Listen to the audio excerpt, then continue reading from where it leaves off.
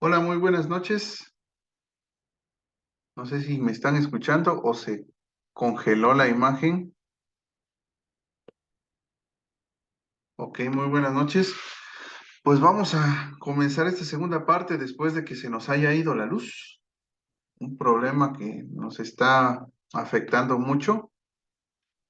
Pues bueno, en lo que respecta a la segunda parte, nos quedamos precisamente en los factores que intervienen en el estado vital de los seres vivos.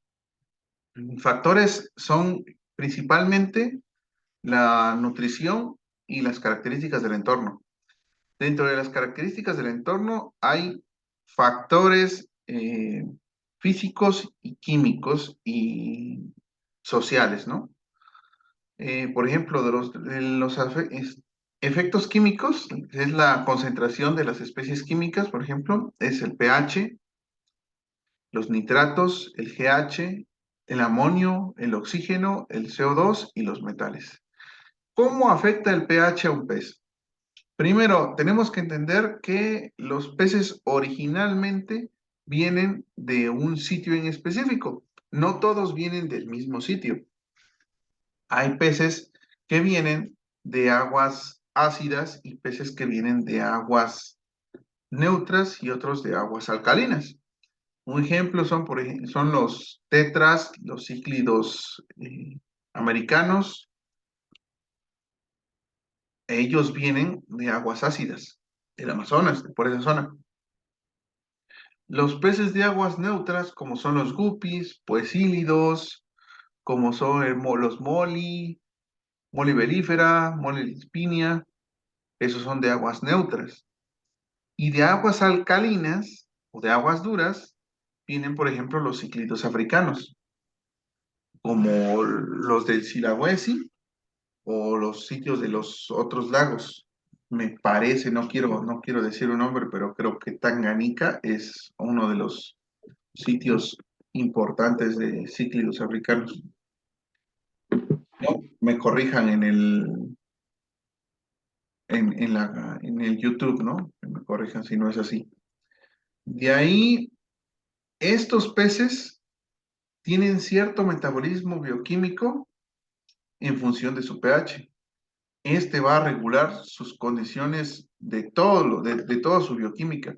Si tenemos un pez que tiene un pH alcalino y lo metemos en un ecosistema con un pH ácido, el pez de orígenes alcalino se va a morir, no va a soportar las condiciones y va a terminar muriendo por un estrés o se va a debilitar y en el mejor de los casos, por ejemplo, se debilita y una vez débil, las enfermedades o bichos oportunistas lo colonizan y entonces sí puede llegar a morir.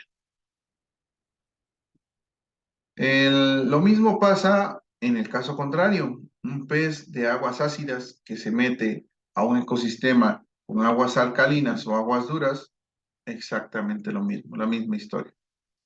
En cuanto a los nitratos, hay ejemplares que soportan una concentración de nitratos de hasta 35 partes por millón, por ejemplo, las gambas. Las gambas no soportan más allá de esa concentración de nitratos. Pero un guppy puede soportar fácil los 150 partes por millón. Entonces, hay que considerar también qué tipo de organismos.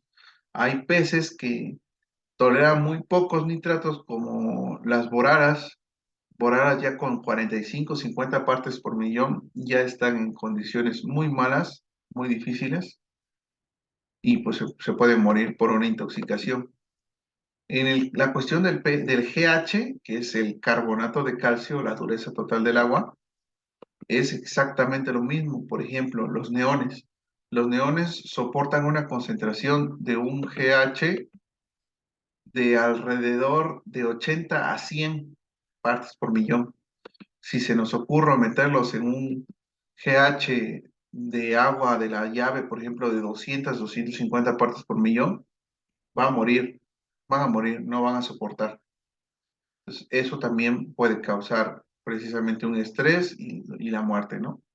En el caso del amonio, igual hay ejemplares que tienen una concentración relativamente, eh, una tolerancia relativamente alta a la concentración de amonio, como por ejemplo los peces de fondo, los siluros, los plecos.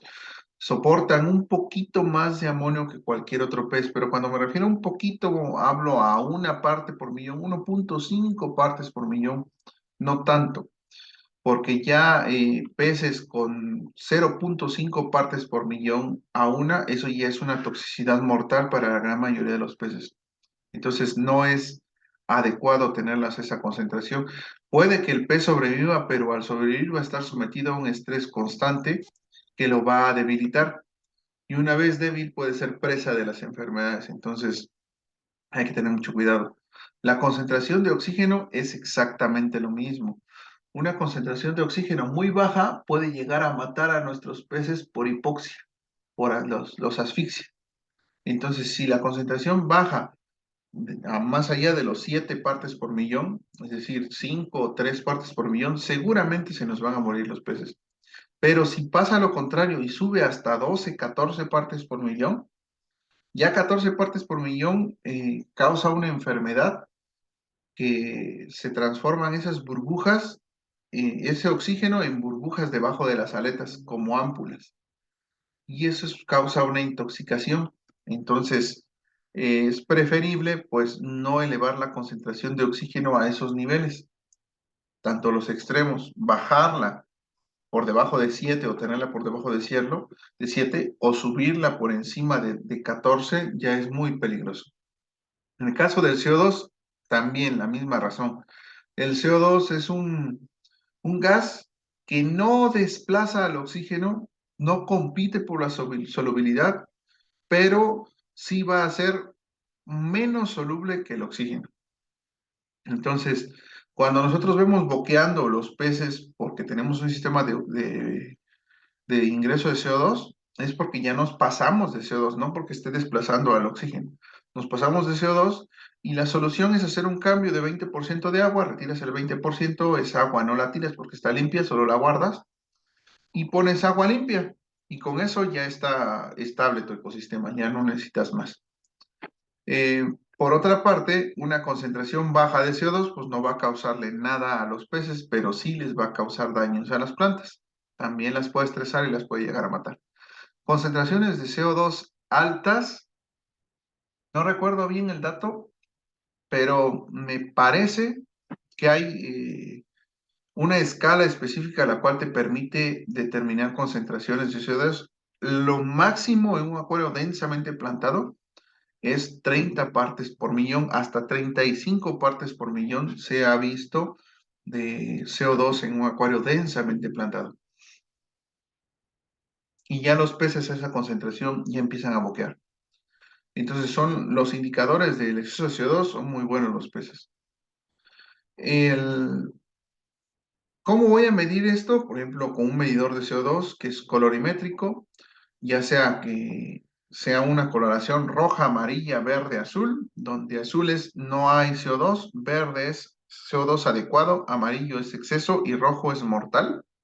Ya los venden, ya los existen. Nosotros como ex-Nutrient tenemos a su disposición medidores de pH, medidores de GH, medidores de CO2 y próximamente ya vamos a tener medidores de nitratos y de amonio.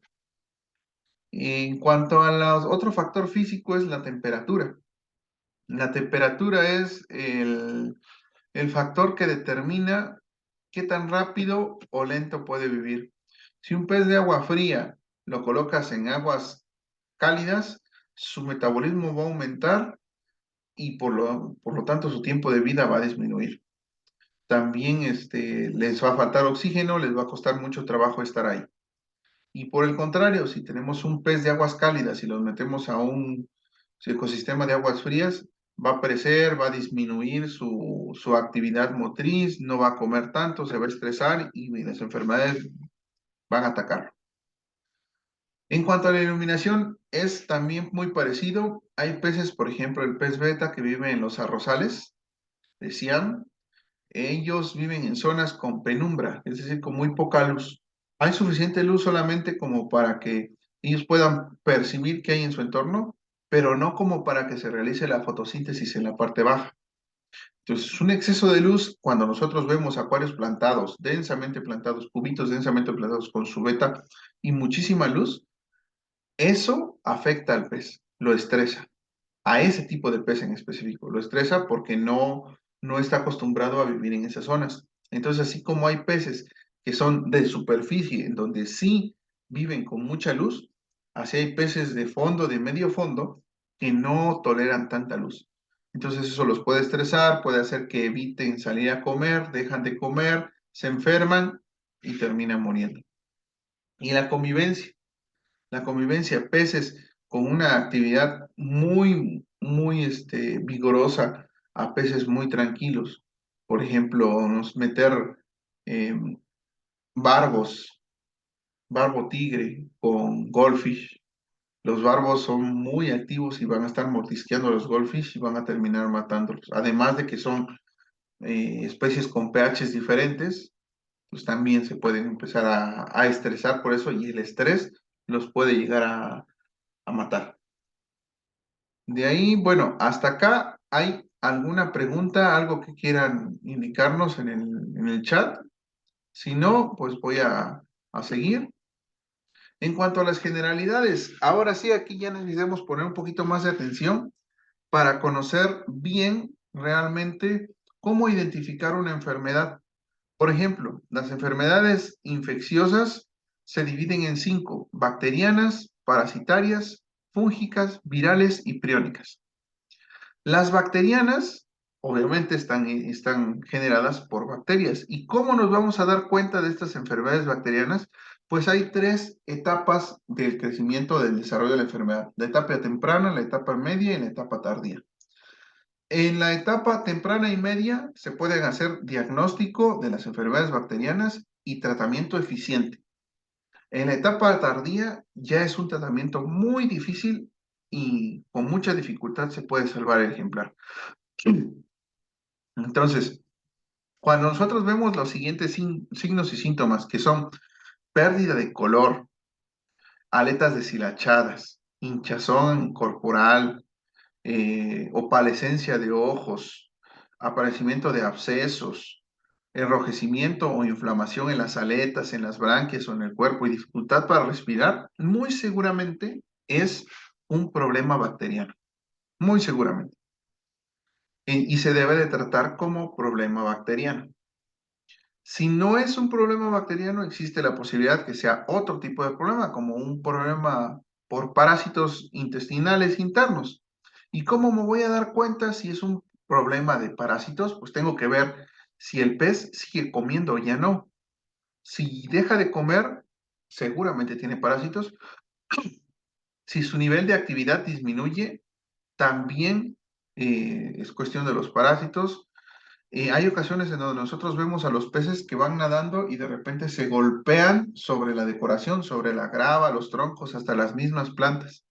Eso es indicativo de que tienen parásitos o laceraciones en la piel y que les come o les arde o les afecta, tienen molestias. Entonces, ese es un indicativo también de posibles parásitos.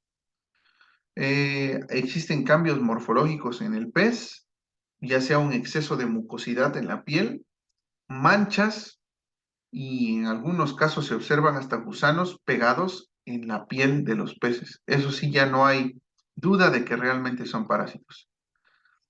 ¿Qué ocurre cuando ninguno de estos dos casos es y está enfermo nuestro pez? Pues se trata muy seguramente de una enfermedad fúngica, de un hongo. ¿Cuál es el problema con los hongos? Tanto las bacterianas como las parasitarias se pueden diagnosticar desde la etapa temprana y media, pero las fúngicas no. Las fúngicas no tienen esa facilidad para diagnosticar.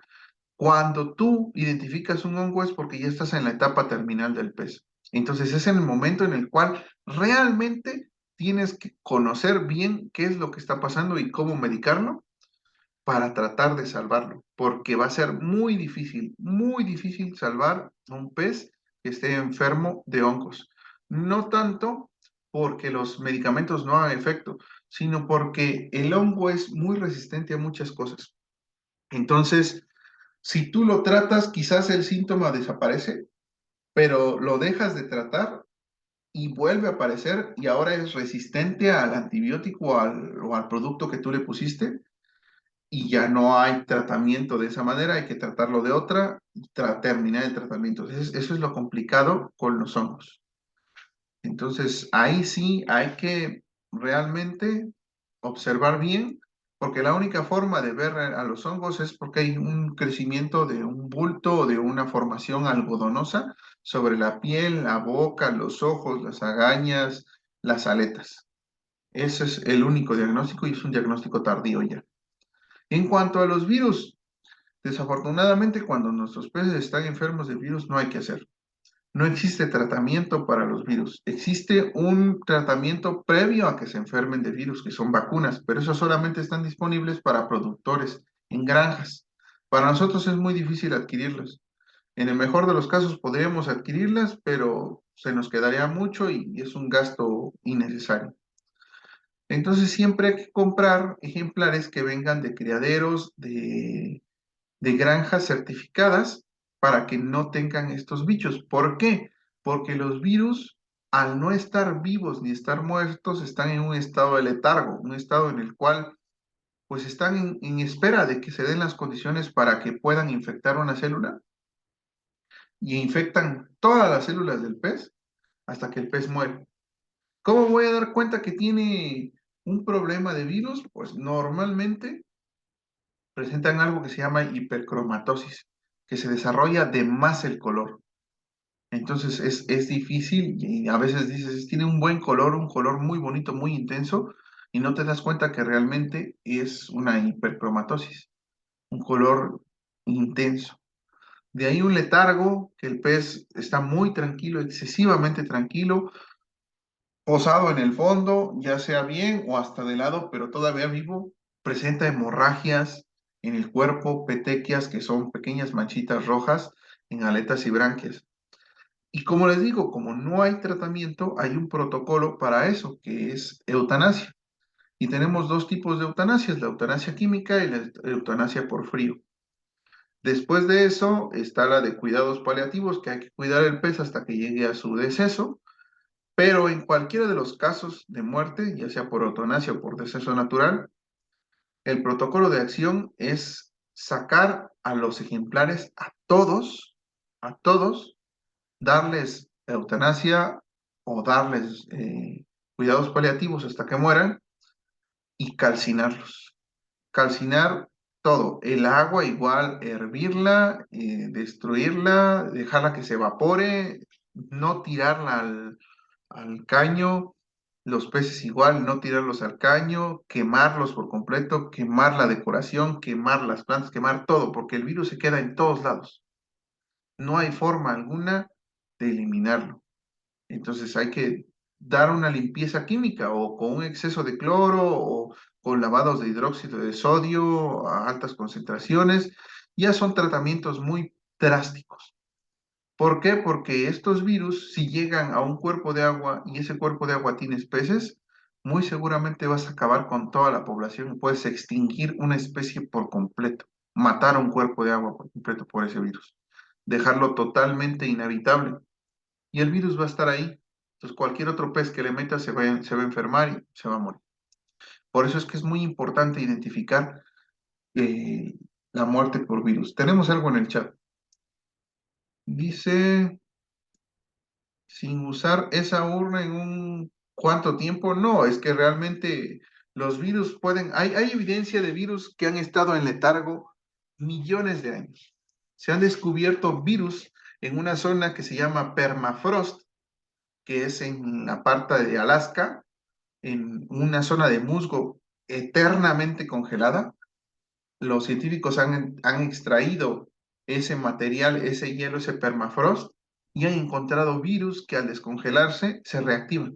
Entonces, realmente no sirve eso de dejarlos sin usar. Hay que tener mucho cuidado a aquellos que por cuestión económica no pueden adquirir una pecera nueva y compran una pecera de uso. Mucho cuidado. Hay que dar un tratamiento químico fuerte para eliminar todo lo que esté ahí, lo que esté con cloro, con sustancias químicas que esterilicen con mezclas químicas como el hidróxido de sodio. Hay que hacer, pues, un protocolo bastante peligroso para eliminar todo eso, porque no hay forma alguna para eliminarlos como tal a los virus. Y otro que es prácticamente igual, que son las priónicas. Las enfermedades priónicas se deben a una proteína que induce a otra proteína de su mismo tipo a transformarse en ella misma. Entonces, es como si yo tuviera una proteína con esta forma y tengo otra proteína recta. Entonces, esta interactúa con esta proteína recta y la obliga ponerse curva. Entonces ya tengo dos curvas. Y así van buscando más proteínas similares y transformando esas proteínas curvas. Esas proteínas van generando espacios en el cerebro. Esta enfermedad se da en el cerebro y se forma esponja y es peligrosa. ¿Cuántas enfermedades crónicas hay en el mundo? Muchas. Principalmente y la más famosa, la enfermedad de las vacas locas. Esa enfermedad de las vacas locas se dio porque los ganaderos en algún momento dijeron, necesitamos incrementar el porcentaje de proteína en el alimento para que nuestros ejemplares estén con más carnes, para producir más carne. Pues ¿de dónde podemos sacar proteína? De más animales. Entonces lo que hicieron fue enriquecer el alimento vegetal de las vacas con residuos de carne seca, de sangre seca y todo lo hacen harina. Esa harina la mezclan con la pastura, hacen alimentos, se los hacen de comer a las vacas, la vaca lo consume ese material contaminado, el material contaminado pasa a la barrera hematoencefálica, llega a la cabeza, produce ese cambio y se genera la enfermedad de las vacas locas. Originalmente eso empezó con enfermedades de borregos, ¿sí? Así es. Entonces de ahí pasó a las vacas y de las vacas pasó al humano con la enfermedad de Creutzfeldt-Jakob y de ahí en algunas zonas con canibalismo está la enfermedad de Kuru.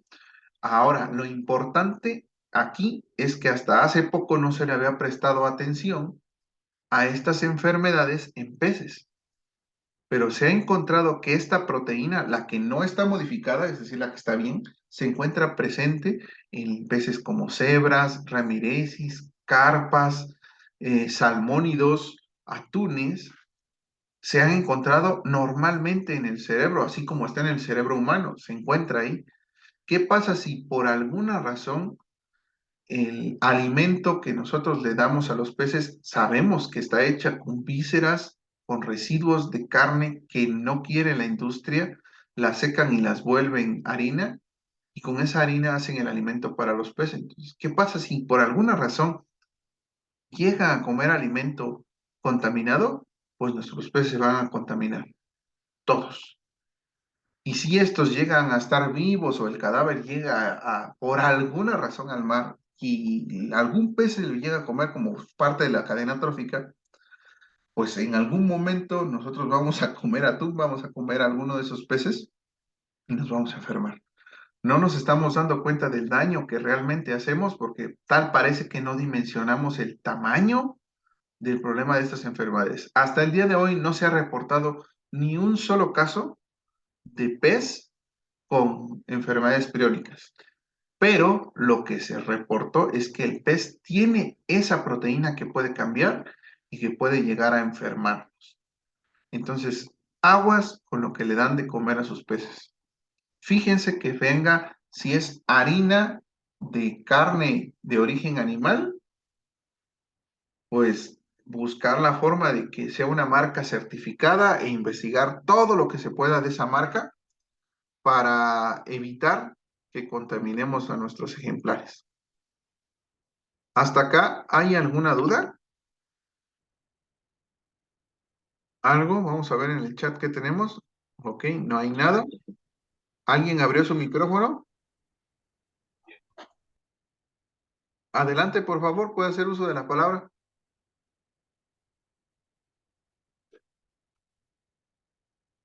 Si no, voy a cerrarlos. Perfecto. Bueno, pues seguimos ahora sí ya a la parte correspondiente de las enfermedades. La primera de ellas, enfermedades infecciosas bacteriana conocida como exoftalmia. Y necesito que lo vean. Ese es me parece que es un japonesito eh, que tiene ese problema de exoftalmia. ¿Qué significa exoftalmia? Que es ojo saltón. Entonces, y se traduce en eso, en que algo hace que los ojos del pez salten. ¿Qué quiere decir? Que adentro hay un crecimiento de algo. ¿Se imaginan la presión que debe estar sometiéndose el pez en su interior para que sus ojos se salten? Entonces, vamos a ver. Los síntomas en general de esto es sin duda una pérdida de peso, pérdida de masa muscular. Se adelgazan bastante los peces, precisamente porque no pueden ver y no pueden comer. Uno o dos de los ojos se salen de sus órbitas y se empiezan a hinchar muchísimo. Hay una inflamación y esa inflamación es causada por el crecimiento de los nódulos presentes detrás del globo ocular, ya sea por una septicemia bacteriana causada por un bichito, una bacteria llamada Mycobacterium, del género Mycobacterium. Hay muchísimas Mycobacterium. Mycobacterium tuberculosis, Mycobacterium leprae, que son las que nos enferman a nosotros, y hay otros géneros de Mycobacterium, especies de Mycobacterium, perdón, que infectan a los peces. Entonces, cualquiera de ellas puede causar esta enfermedad. ¿Cuáles son los factores que detonen la enfermedad? Malas condiciones del acuario. Si el acuario está en condiciones deplorables, se va a disminuir la defensa del pez y va a morir. Va a haber un deterioro en la calidad del agua también. Eso causa que el pez se estrese y muera. ¿Cuál va a ser el diagnóstico? Pues hay dos cosas. Hay un diagnóstico que puede ser visual y un diagnóstico que puede ser microscópico. El diagnóstico visual es porque se le salieron los ojos. Obviamente eso es una exoftalmia, pero no sabemos de qué tipo. Quizás puede ser un tumor en el interior que está creciendo, o puede ser un absceso que está haciendo pus en el interior y salen los ojos, o puede ser un parásito que está creciendo ahí y bota los ojos. Pero para eso, entonces se necesita un ejemplar que esté enfermo y se puede hacer una disección, cortarlo, obviamente se sacrifica ese ejemplar y se ve en su interior qué cosa es. Se hace un frotis, es decir, en un pedazo de vidrio, se coloca ese líquido o lo que encontremos, se fija por una técnica, se le ponen unos colorantes y se observan al microscopio. Y en ese microscopio llevamos a ver qué tipo de organismo es, si es una célula, si es una célula cancerígena, si puede ser bacterias o si es un parásito, ahí se va a ver. Ese es el diagnóstico más adecuado, observación al microscopio. Obviamente ese diagnóstico no es caro, perdón, no es barato, pero si tenemos, por ejemplo, un acuario con 3 arowanas grandes, que ya son peces que bien pueden costar más de 2,000 pesos cada uno, obviamente vamos a poder pagar un análisis que nos puede costar 300 pesos. Económico, 300 pesos está bien. Pero si tenemos 7 guppies y uno de ellos tiene esta exoftalmia, pues sí lo podemos sacar, y si tenemos la disponibilidad económica, pues mandarlo a hacerle la biopsia y la observación para salvar a los otros 6, si son guppies, por ejemplo, de línea, ¿no? Pero si no, pues ya ustedes tienen que valorar si realmente van a extrañar a sus peces, los quieren mucho o no. Entonces, puedes dar un tratamiento sin necesidad de diagnóstico, pero ya estarías haciendo las cosas a ciegas, como el médico que te da un tratamiento sin necesidad de saber los análisis clínicos, ¿no? Entonces, eso es trabajar a ciegas y tanto como te puede ir bien como te puede ir mal. Por eso aquí es que lo importante es que el tratamiento lo haga un profesional que quizás con tanta experiencia lo vea y diga, esto es exoftalmia y le vamos a hacer esto. Primero vas a tener que hacer un sifoneado profundo de tu acuario, hacer una limpieza de tu filtro, hacer un cambio de agua del 50%, Ya que esté bien estable y limpio tu acuario, ahora sí hay que tratar con antibiótico el ejemplar en un acuario hospital, ya sea con cloranfenicol, como comida enriquecida con cloranfenicol, o realizando baños por separado de agua con sal. Me parece que es una cucharadita cafetera por cada 4 litros de agua. Entonces, o hasta que el pez se sienta incómodo, le haces ese baño y ya lo regresas al acuario hospital. Y ahí lo vas a tener en cuarentena en observación. Y en el caso de utilizar antibióticos, los antibióticos los tiene que recetar un profesional. Eso no me voy a cansar de repetirlo. Siempre va a tener que ser un profesional para esto. Y ahora, cuando los peces ya tienen muchísimas muestras de infección por Mycobacterium, ya no hay cura, aunque tú le pongas el mejor antibiótico. Entonces, en ese caso, pues sí valdría la pena recolectarlo y entregarlo para que le hagan biopsia y ya lo traten bien, saber qué cosa es realmente. Hasta acá nos quedan 4 minutos con 40. ¿Tenemos alguna duda de esta enfermedad y de lo que hemos visto antes? ¿Algo de más que quieran participar en el chat? ¿Tenemos algo? Vamos a ver. No, no hay nada. Porque si no, aquí sí voy a aprovechar para cortarlo y que pues podamos grabar esta segunda parte y ya empezar con una tercera parte. Si no hay preguntas, detengo la presentación y terminamos esto, ¿eh? Nos vemos en el mismo enlace. Regresamos.